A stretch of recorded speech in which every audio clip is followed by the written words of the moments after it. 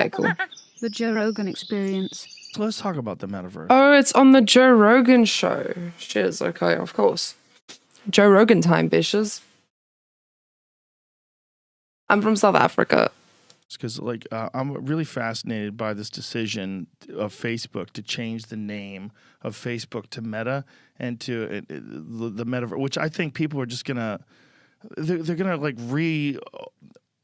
they're gonna realize that this is a crazy idea, that you're gonna give your life to some sort of augmented or virtual reality world that's created by a guy who's involved in this company whose algorithms are sowing the seeds of distrust and hate all through. But now we're gonna fucking let him take over what you see and feel, because you're gonna have a new company, and this new company is gonna be virtually reality based, where he's literally he reenacted a scene from Black Mirror. Yeah, well, which is unironically. I know, and you know what makes me a little sad? I think that it's gonna happen. You think it's gonna happen? Yeah, I think that you and I are of a different.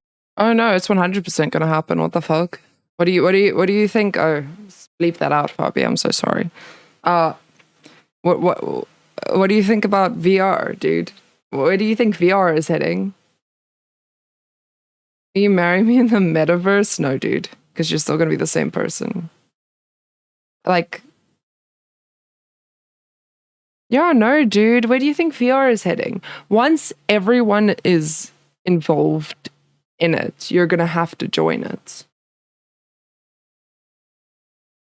100%. Generation, dude. I think there are a lot of kids who are growing up in Fortnite world and spend a lot, and I think the pandemic really accelerated this. There are a lot of people who lived online for the entire pandemic, and so for people like me and for people like my parents. Oh, let's just be honest. It was the boom of 2000s, to be highly honest with you, because I was born in 2001. So I grew up on the internet. The internet was my whole entire life, bro. I've got social anxiety. I've got social communication issues. Like I can't communicate with people very well.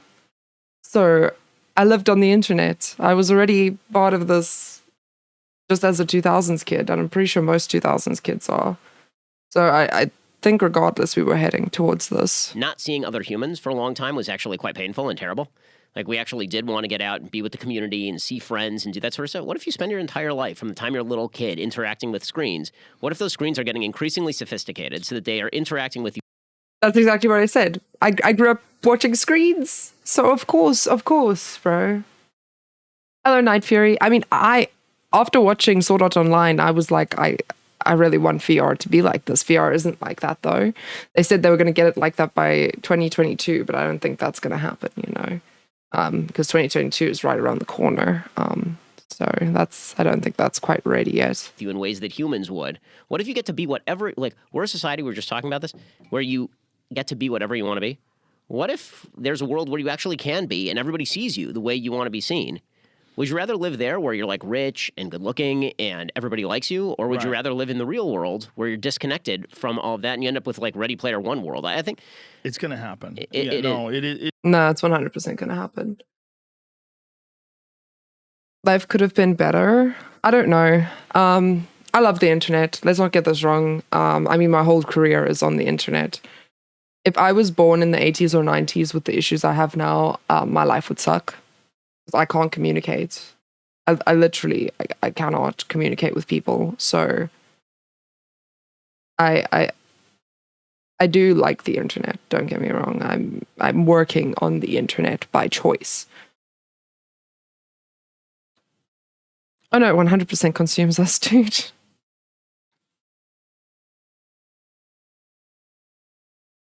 My own world and my rules and stuff. Well, I mean, that's the whole point of VR and the metaverse, right? Oh, Dominic, thank you for the sub with Prime.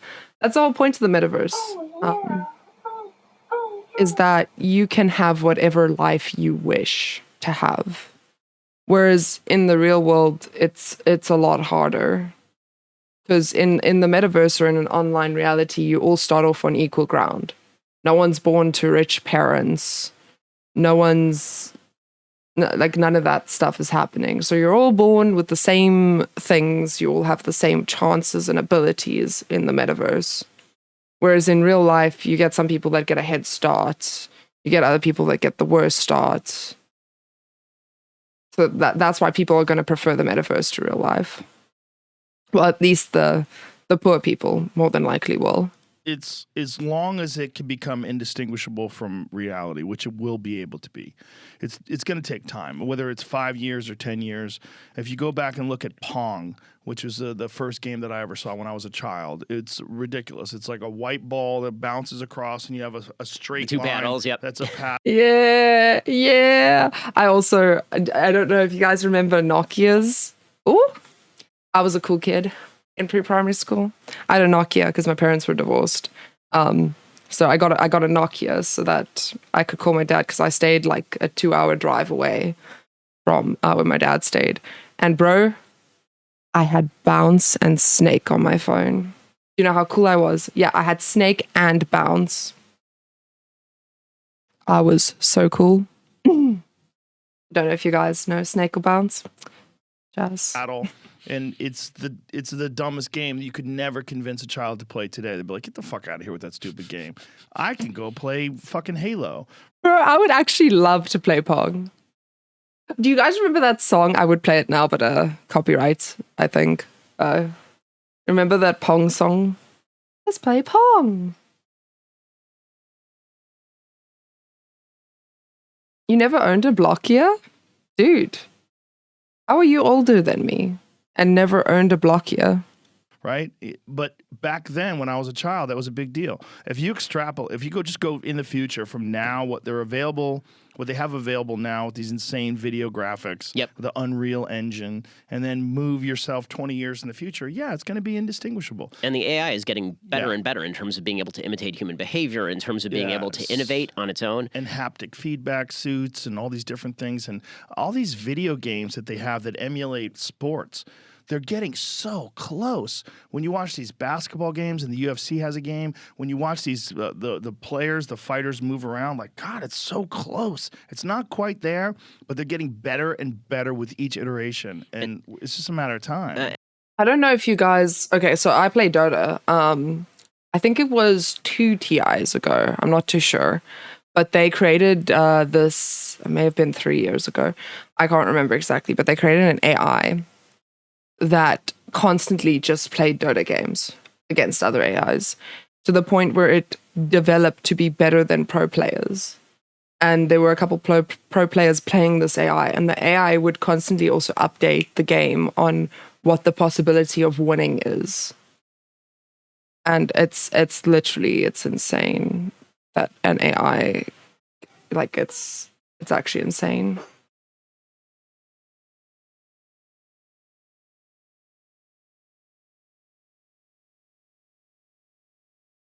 I do feel like I'm the person who never had one.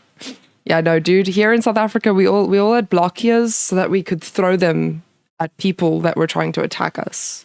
You know, a Blockia could save your life, dude. Here in South Africa, like if you're in a tough situation, you just throw your Blockia. Don't worry, that the phone's fine. No one's gonna steal it. It's worth fuck all. You know, dude.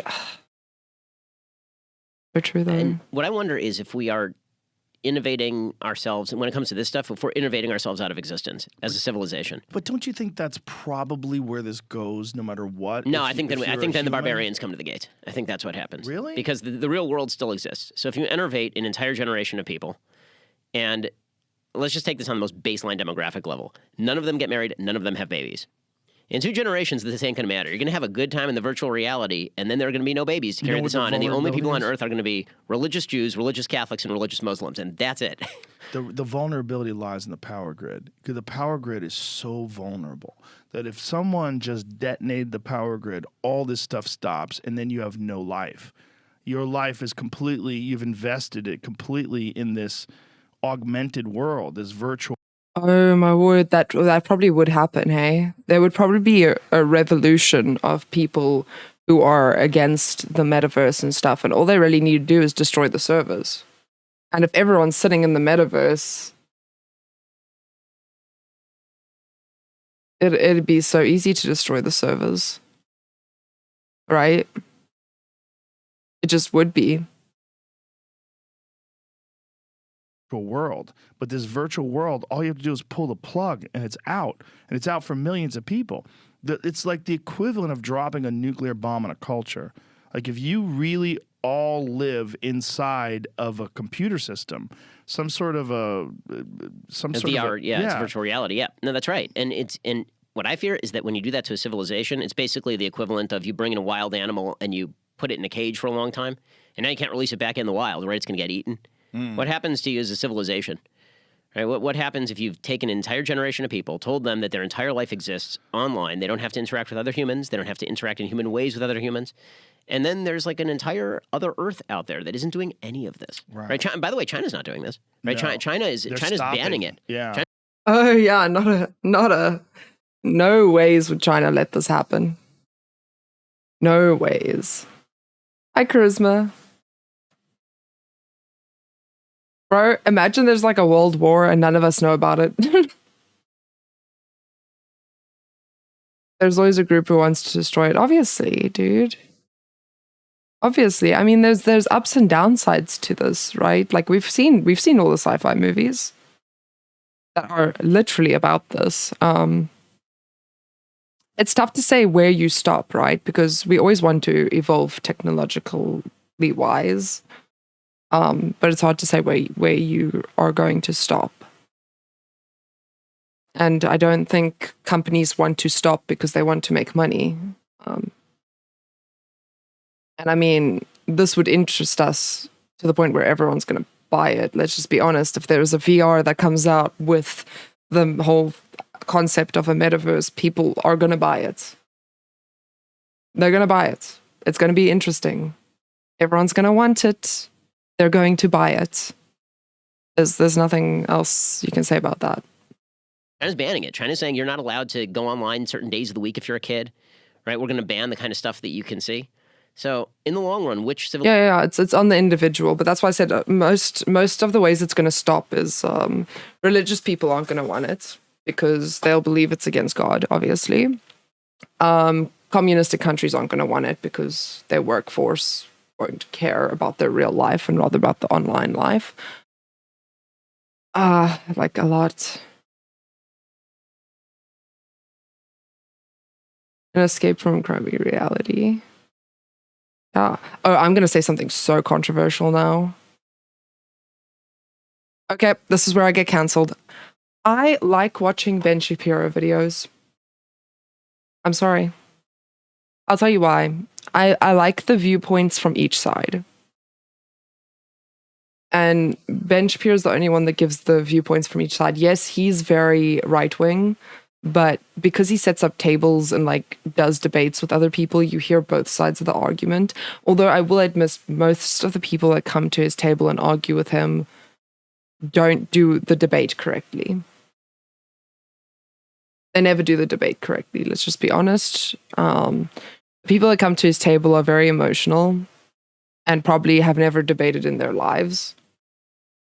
So they always sound super stupid, but you have to look past that because they're emotional. You have to try and see their points through how emotional they are.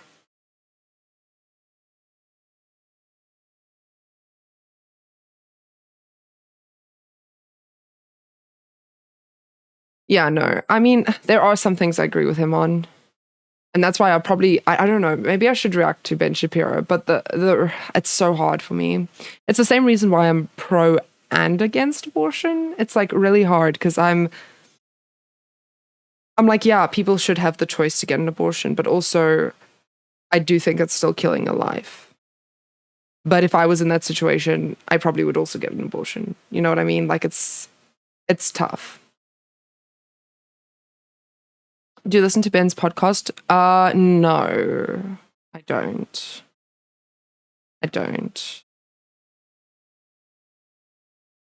There are gray areas. Yeah, that's what I'm saying. It's very hard for me because through science, I believe that it is alive. Because once the egg and the sperm has merged, right? It's a living thing. It's growing. Like, according to science, it's an organism, it's eating stuff. It's growing. It's alive. So 100% I still see it as a murder either way, but I do think that people should still be able to get abortions because, I mean, let's just be honest, you don't want to bring a child up in poverty, firstly. Secondly, you don't want to have to bring up a child that came from a very bad situation, you know, things that happen to women. There's a lot of things. And also you really don't want to give up more children to adoption because let's just be honest, the adopted children or the foster care system is so screwed. It's just so screwed. I've always said, like, if I want a child, I don't necessarily want to have a child. I think I'd want to adopt because there's already so much of issues with adoptions.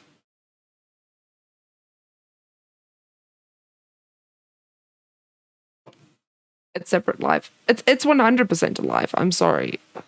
It is. But I still believe people should be able to get abortions. It's a hard debate. Because I can't imagine, because like people at the age of 12 fall pregnant, dude. Imagine a 12-year-old trying to raise a kid. They're still a kid. I know in the wild it would happen, but like they're immature. We're not living in the wild.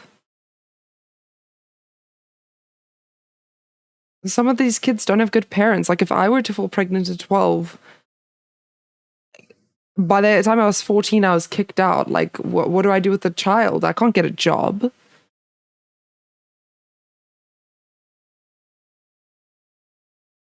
Yeah, but that's what I'm saying. I'm for and against. I do believe that people should have the choice of getting abortions, 100%.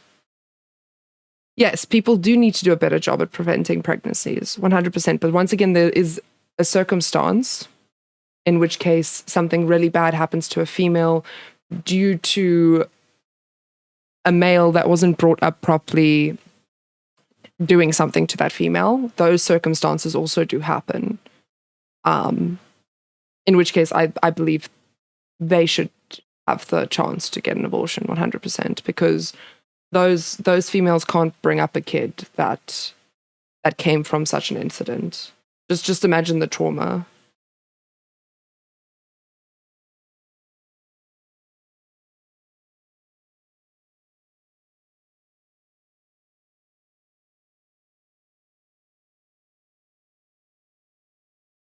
Like, I do believe that people who are in the correct circumstances that are having sex because they choose to should be preventing pregnancy 100%. But like, you guys know what I'm talking about. I don't want to say it because I am trying to make a YouTube video. I don't want to say the word, but you guys know what I'm talking about. If that sort of thing happens to a female,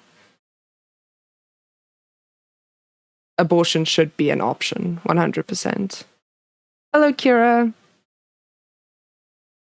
Where are you from? South Africa. Civilization is going to be more durable? The one that actually understands the vulnerabilities of human nature, or the one that says we're going to use those vulnerabilities to make you feel subjectively happier? I think I'm amazed at the level of conditioning. Like, here's what killed me about the pandemic, honestly. Like, what killed me?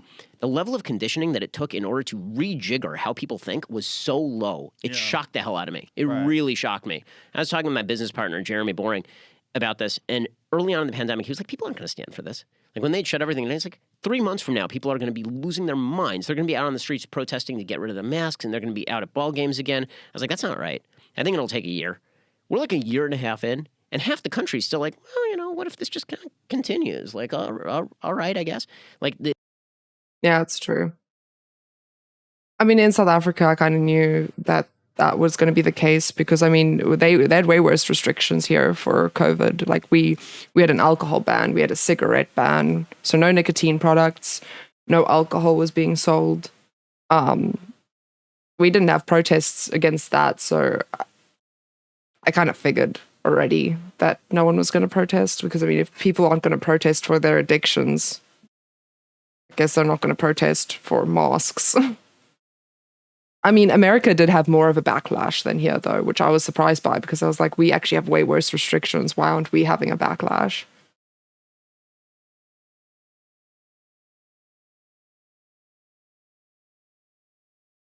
Yeah, we had a cigarette ban.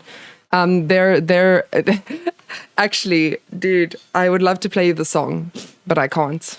It's copyright. But there was actually a song made because our prime minister was explaining why the cigarettes were banned, and they were like, because when you zol, you put the saliva on the paper, and when you share that zol, it means you're also sharing. So that there was literally a whole song made about the ban of cigarettes. It was hilarious, dude.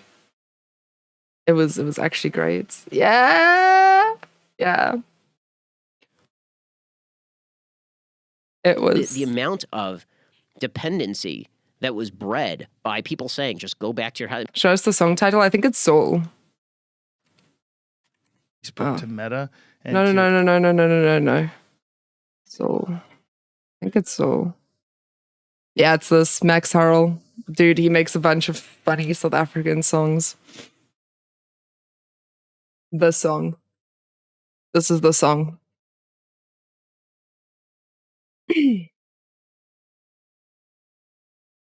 Yeah. So if you guys want to listen to it, this is the song about banned cigarettes. It's great. And people, Anyway. like human beings are really adaptable.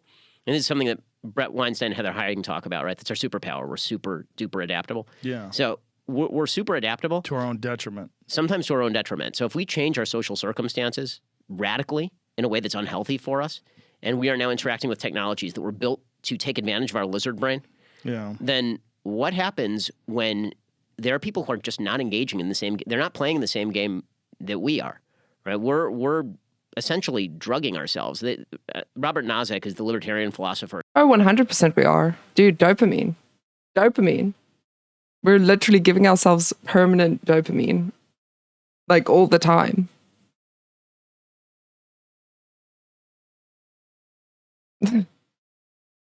We are drugging ourselves. The internet gives us dopamine. That's just a proven fact. So He talks at one point about what he calls the experience machine. It's the thought experiment.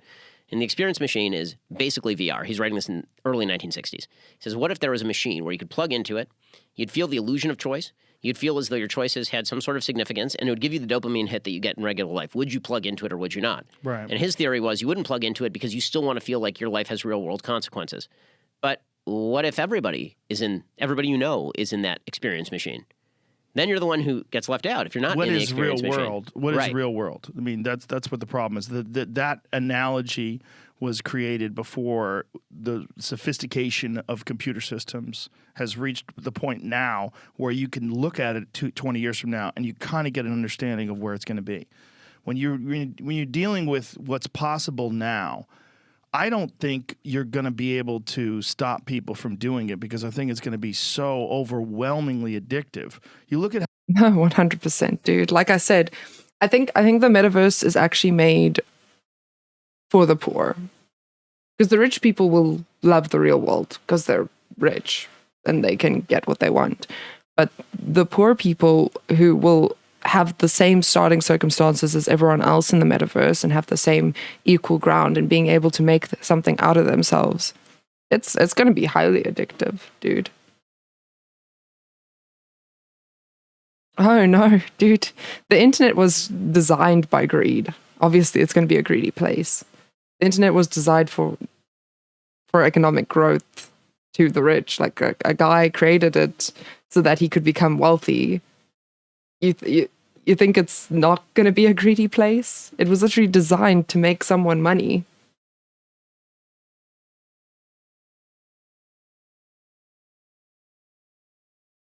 Dude, I mean, as soon as the metaverse comes out, I'm not going to lie. I'm going to get it. 100%, dude. I want to be the first streamer in the metaverse. Like, let's not even joke around here. Because let's just be honest, whoever starts there first is going to be the wealthiest. So who's going to start there first? how many people are just addicted to looking at their Instagram. Yep. Huh?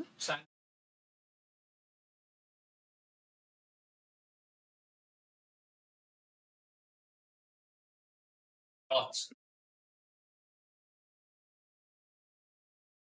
Oh, really? Sandbox. Yeah, sandbox. Signed up. Oh, once it's open, so it's not open yet.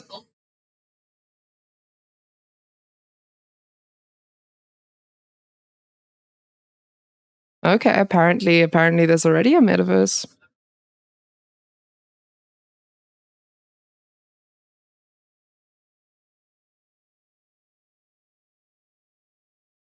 So if you guys want to join a metaverse, here we go.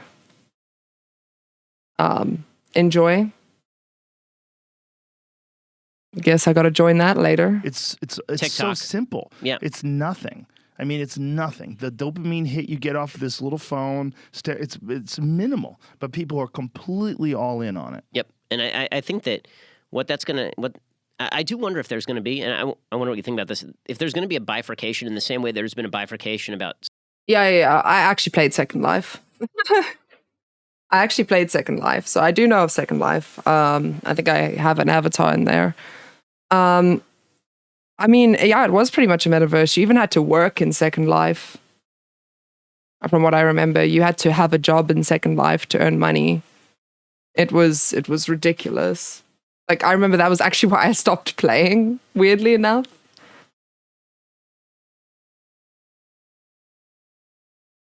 Like, this was her last stream? Whose last stream? Did I miss something?